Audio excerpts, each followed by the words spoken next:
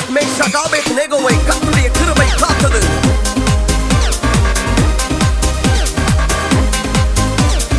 அக்கினியின் சூளையில் வெந்து வெந்து போகாமல் கிருபை தாங்கினதே.